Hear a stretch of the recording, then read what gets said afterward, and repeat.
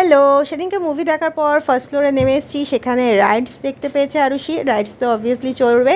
তো দাদার বোনে মিলে রাইডস চললো। এখানে কিছু প্লে জোন ছিল, সেখানে দুজন মিলে খেলা করলো। তারপরে আমরা চলে গেলাম ফুড করে। সেখানে গিয়ে পিৎজা অর্ডার দিলাম। এবার পিৎজা খাওয়ার আগে মানে একটা ঘটনা ঘটেছে, সেটা হচ্ছে আরুষির হাতের একটা উল্টো চামড়া উঠেছিল, যেটাকে ও টান দিয়েছে, যার জন্য প্রচণ্ড পরিমাণে ব্লিডিং শুরু হয়ে গেছিলো।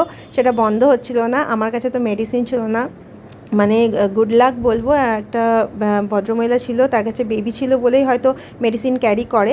তার জন্য একটা ক্রিম ছিল ওনার কাছে, তো সেই ক্রিমটা দেওয়ার পর আরুষি একটু থামলো, তারপরে গিয়ে পিৎজা খাওয়া হলো।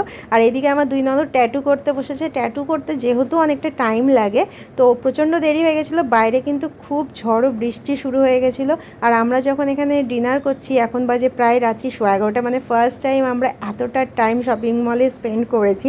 খুব মজাতে কেটেছে। আজকের মতন ভিডিও এইটুকু, টাটা।